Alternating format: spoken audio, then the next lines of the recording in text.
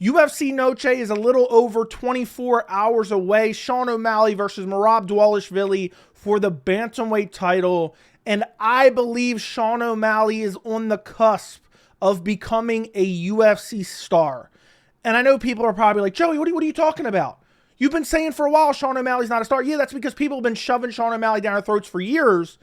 And he really didn't. There was no evidence to prove that he is a star. But I believe, especially after watching some of his pre-fight press conferences, and we're going to take a look at a couple different clips. And one of the clips, he absolutely humiliates Conor McGregor again. So we're going to get to that. And then one of the clips, I had a lot of people sending it to me like, Joey, Sean O'Malley's watching the content. So we're going to cover that as well. That was an absolute hilarious moment from the press conference. But Sean O'Malley has convinced me that he will become a mega star in the UFC if he can continue to win. And not only that, there's been a lot of discussion. I've been discussing it as well. UFC Noche is a flop. And, I know a lot of people just look at the thumbnails, look at the titles, watch 30 seconds of the video, and then they go, Joey, you've been just saying Noche sucks, and you've been saying it's horrible, and this and that. I've been defending UFC Noche.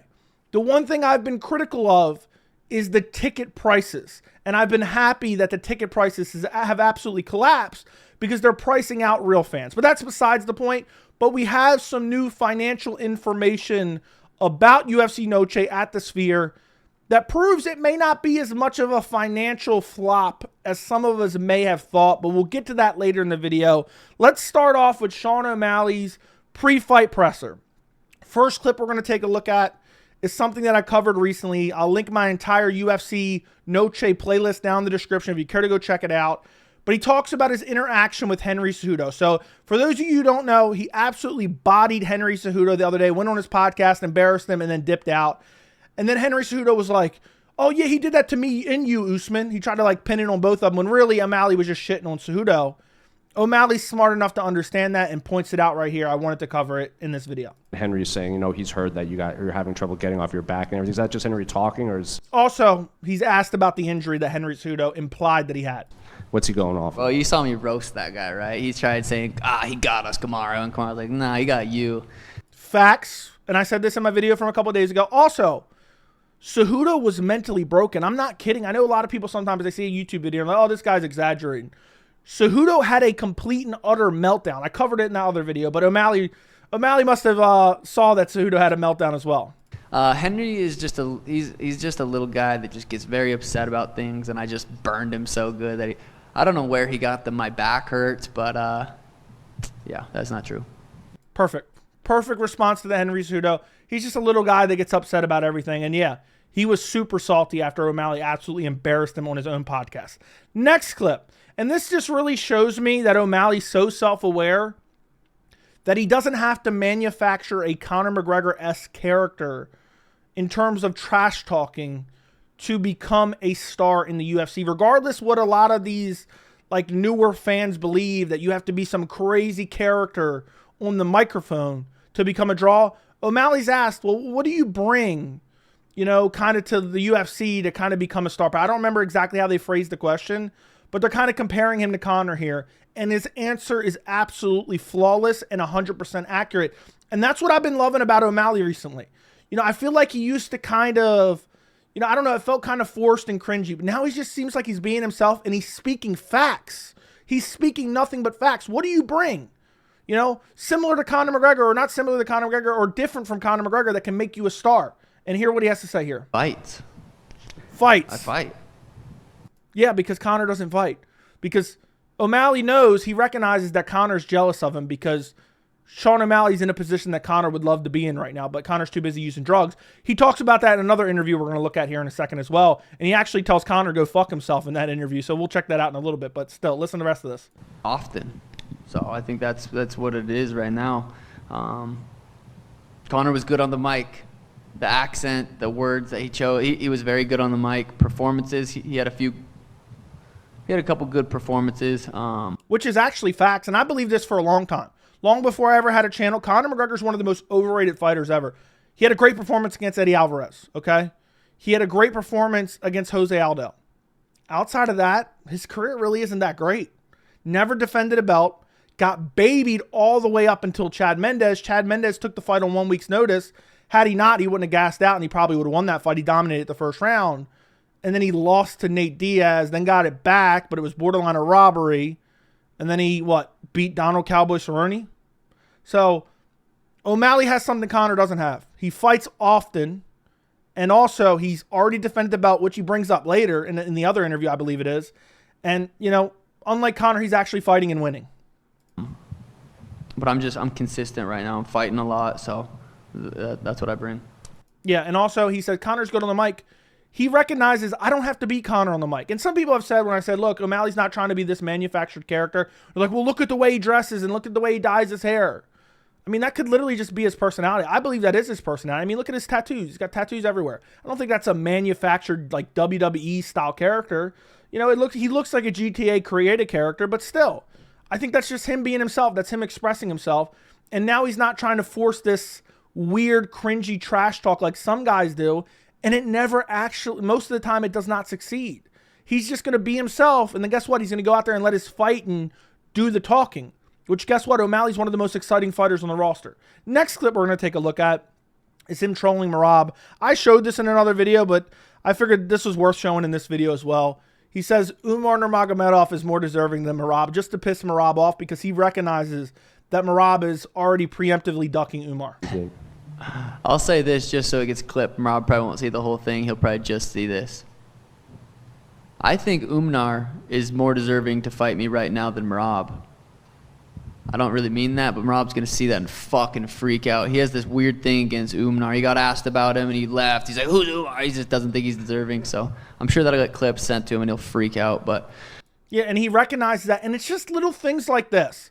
If you are exciting in the cage, you are elite in the cage, you are an active fighter, and then you can just be mildly interesting. You don't have to be the most interesting man in the world.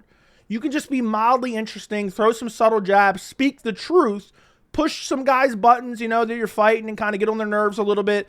Just by, speaking the truth and being yourself. This is a perfect example from Sean O'Malley right here. Yeah, I think Umar's more deserving. What he should have done is he should have said that and then left it at that, and then at the end of the press conference, be like, oh, I was just kidding about that. But I wanted to get under Merab's skin. So then it would have already got posted and they wouldn't have put it the whole clip for him. But then he goes into talking about what's next for him. And all these options are great options for O'Malley. As far as who's next, it's definitely not Umar. It could be. It could be Figgy. Could be Ilya. There's options. Right now it's pointless. I got to go out there and take care of Merab's. But we got options after. The reason I wanted to play that is because imagine... Personally, it should be Umar. I think it should be Umar. But any of those fights are bangers. Sean O'Malley versus Umar Nurmagomedov coming off a KO over Merab would be gigantic. Sean O'Malley versus Davison Figueiredo, I think would be a pretty big fight. I mean, Figgy's a former champion. He's on a decent winning streak.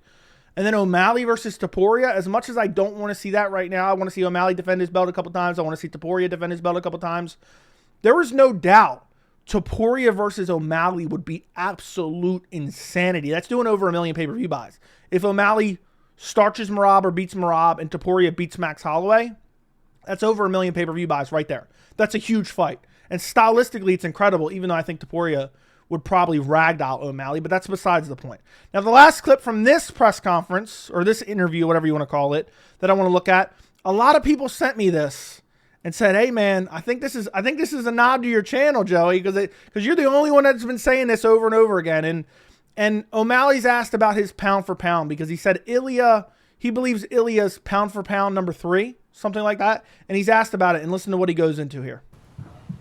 Sean, you said you ranked Ilya top 3 pound for pound. Where do you feel that you rank in your own pound for pound? Number 1, of course. So he ranks himself number 1.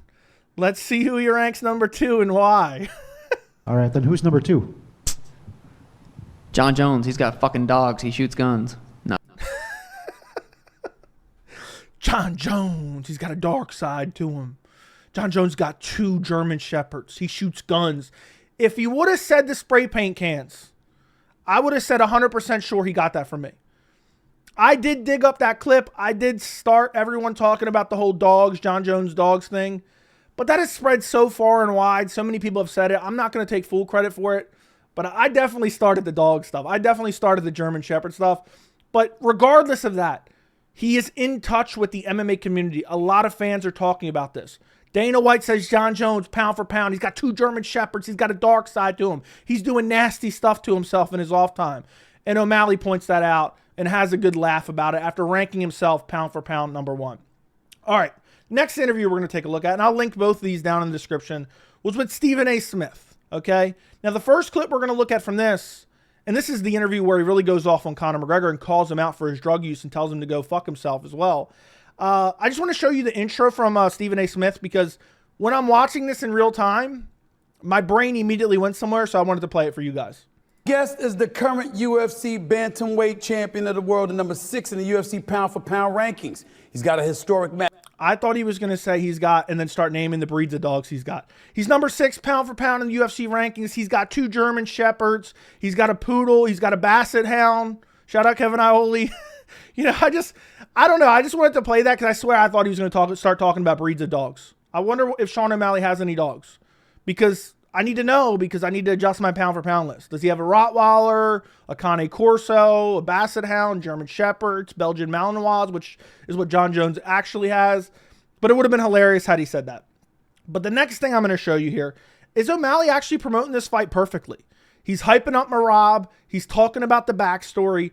This is perfect promotion from O'Malley. I'm being dead serious. I know people are probably like, Joe, you're an O'Malley fanboy. It's crazy. I got called O'Malley hater for so long for speaking my honest opinion. Now I'm speaking my honest opinion about O'Malley, and it's positive, and now somehow I'm a fanboy. But he's promoting this fight perfectly without manufactured drama. Listen to this. Merab's on a 10-fight win streak. He's ranked #1. He's been ranked #1 for a very long time. Aljamain Sterling was his training partner. By the way, Leon Edwards, take some fucking notes, buddy. You elevate your opponent when you talk about him. So then if you lose, okay, you lost to a great fighter. If you win, the win looks even better. Instead, Leon Edwards acted like Bilal was horrible. Bilal dunked him on his bald spot and dominated him. And now it's like, well, wait a second. You said Bilal was shit, and now he dominated you. So what does that make you? O'Malley's not going to make that mistake. And now he's going into even the training partner, the best friend, Aljamain Sterling's story here. And best friend. So Aljamain Sterling was the champ. And I had to mix that up. I had to get in there, knock Aljamain Sterling out cold, drop a couple hammer fists on his head. So there you go. I know that's not that much, but this makes the fight a little bit more interesting for some fans. Some people watching are like, oh, okay. And I think the UFC kind of missed the mark on this, and maybe O'Malley should have talked about it a little bit more, but there's a great storyline here. Aljo and Merab are supposed to be these good friends, and there was some debate about what was going to go on at the top of the division, and O'Malley knocked out his supposed best friend or one of his best friends and training partner. And now, okay, Merab's going to come and try to avenge him. And they're similar styles. And now I'm going to knock him out too and embarrass him too. So perfect from O'Malley. Next clip is O'Malley exposing something that I've said recently. He's not specifically talking about the topic I was talking about. But I said recently, Merab said Umar's an easy fight, but that's not the fight he wanted. He wanted Figgy, okay? And I'm like, well, wait a second. Umar's the bigger name if he's the easier fight. Why wouldn't you want that fight? O'Malley openly admits that here. Listen to this. He's talking about a different set of circumstances, but just listen. I love this fight. I actually was calling out Ilia Topuria, who in my mind, he's the 145-pound champ, is the one of the most scary fights for me right now. I was calling out a guy that I thought was even more scary than Merab. So people were giving me shit saying, no, we want you to fight Merab. I was like, hell yeah, I will. If you guys want me to fight someone who I think is less of a scary fight, I'll take that all day. So the fight. I'll take the easier fight. Why wouldn't I? Everyone's saying I'm ducking him. He's a scary dude. He's not as scary as Topuria, but I'll take the easier fight all day. Why wouldn't you? Why wouldn't you? At the end of the day, they're there to make money. You're the champion. Why wouldn't you want to defend against the easiest contender? People have this false sense when fighters say, yeah, I want the toughest fights at all times. Don't get me wrong. They're competitive. But they'd much rather have the fight that they think is more conducive to them winning. And O'Malley points that out here, and it just points out massively hypocritical statements from Merab Dvalishvili the other day. Next clip we're going to look at, this is just kind of stupid, but I thought it was pretty funny from O'Malley as well. And, it is what it is. It's attacking someone's personal appearance, but just the way he answered this question was hilarious. I thought it was hilarious because he's asked, what do you think of Merab's skills? And then he actually hypes up Merab. But before that, he starts attacking him with ad hominems. I'll break down his appearance first. Short, 5'4", ugly, huge nose, just a weird head, very big nose. I know that's not that funny. Like, he's just attacking his personal appearance. But what makes it so funny is he's on this regular interview. I'm going to skip back so you can hear the question, or part of the question. I don't know if I got the whole question here. It's like, what do you make of Merab's skill set? And he's 5'4" and ugly and got an ugly nose. Like, what? Break down his skill set and what you think he brings to the table and why we should be excited about this fight, considering the fact that he's going up against the magnificent Sugar Sean O'Malley. So that question, and then this answer. I'll break down his appearance first. Short, 5'4", ugly, huge nose, just a weird head, very big nose. Just a very ugly guy. This dude looks like cotton candy. He's just like, yeah, what do you think about your opponent's skill set? He's an ugly motherfucker.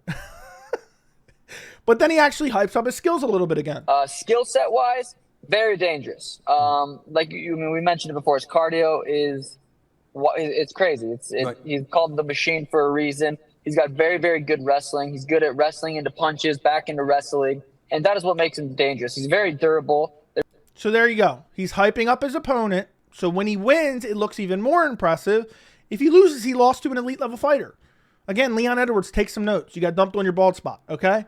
Next clip we're going to take a look at, he talks about what's potentially next, and he talks about how he has all these great options about what's his next fight after beating Merab, or if he does beat Merab. I got options. The Ilia Topuria fight, he's got to fight Max Holloway in October in Abu Dhabi, which is one of the most exciting fights in my opinion. I'm looking forward to that fight a lot. That's a possibility. Umar Nurmagomedov, Unibrow Umar, he's a possibility. Davison Figueiredo, he moved up from flyweight to bantamweight. He has a 3-fight win streak. That's a possibility. I like to have options. I might, people hate when I bring up boxing. I don't know if we're there yet, and I'm okay with that. If I need to go knock out 2-3 more guys to get a boxing fight, I'm okay with that. I'll keep doing what I do, but boxing's never out of the picture. What?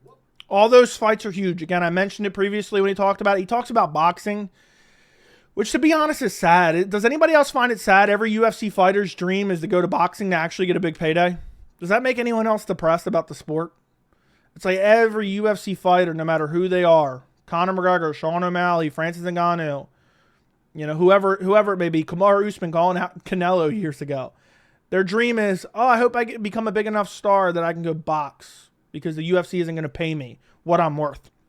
Last two clips are about Conor McGregor, okay? And he absolutely demolishes and humiliates Conor McGregor here when asked, like, what's going on between you and Conor? What have you learned from Conor? I think the first question was, what have you learned from Conor? I've learned so much from Conor inside and outside the octagon. Inside the octagon, his presence, his calmness, I've learned a lot from Conor inside the octagon. Outside the octagon, I've learned a lot too. You just got to be careful with how much drugs you do, and you got to be careful about drug use because it's addictive. Addiction is a serious thing. And that's what he learned from Conor. He learned from Conor as well how to pick up little people as well. We've seen that at Sturgis. So, try to keep your head on straight. I've learned a lot from watching his downfall.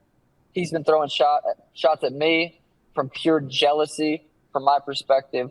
I think Conor's a loose cannon right now, and hope he gets help. What? Yeah, I hope he gets help too. It's no doubt. Alcoholic, probably using cocaine. We don't know for sure. But definitely substance abuse of some kind, if not multiple kinds. Whether it's alcohol, coke, everything in between. And the reason Conor doesn't like Sean O'Malley is because Sean O'Malley is on the cusp of becoming a UFC star. And it's answers like this that are just perfect. I mean, it's not forced, it's not manufactured, it's not scripted. It's just him being himself and it's him speaking facts. And he says, I hope Conor gets the help that he needs. Last clip, he really goes in on Conor here and basically says, F Conor. And, I'm already better than Conor. I've defended my belt. Just shits on Conor right here. See it from a jealousy perspective. I really don't know where else it would come from. And people are like, I had Conor be jealous of you. Because I'm the champ. I defended the belt. Something he's never done. I'm fighting. This will be the biggest this will be the biggest gate of all time in UFC history. It's true. Conor is jealous of other fighters. Why do you think for years, even before he broke his leg, he was tweeting about every fighter who got a little bit of shine? So MMA media would write about him and talk about him. It's because he wanted to steal their shine no matter what weight class it was. Lightweight, featherweight, bantamweight, welterweight, heavyweight, light heavyweight. Anytime there was like a mega moment, Conor had to tweet something out and insert himself into the conversation because he doesn't want to see, he sees himself, you know, as an old toy from Toy Story, and he's being replaced. He's being sent away. He's being donated. And Sean O'Malley's the new toy, okay? He's the Buzz Lightyear. All right, that's what, and O'Malley's accurately identifying this here. I am coming for Conor's records. I'm fighting. I'm active. I'm what he used to be and what he wants to be still. So, you know, it was kind of random. I never said anything negative about Conor until he started throwing shots. So right now it's fuck Conor. Right now it's fuck Conor. So I don't know if he somehow will change this, you know, opinion if Conor starts talking nice about him again. But everything he said here is facts. Conor is jealous of him because he is everything Conor wishes he was right now. Conor's like Uncle Rico, really more bitter Uncle Rico. Yeah, man, the coach would have put me in fourth quarter. We would have defended the title multiple times, even though I never won a till. You know, I was the biggest draw ever. Look at my pay-per-view numbers. And we all know Conor's on the way out, okay? Even if he returns for one more fight against Chandler, maybe not. Chandler's been waiting since January, away from his family, in training camp for 3 years. But whether that fight happens or not, he's done, man. He's done. He's gone. And he's mad that O'Malley's like the new shiny new toy for the UFC. And I'm glad that O'Malley's accurately identifying this. But all this, and we're going to look at some UFC financials for UFC Noche in a second, and we're going to end the video on that.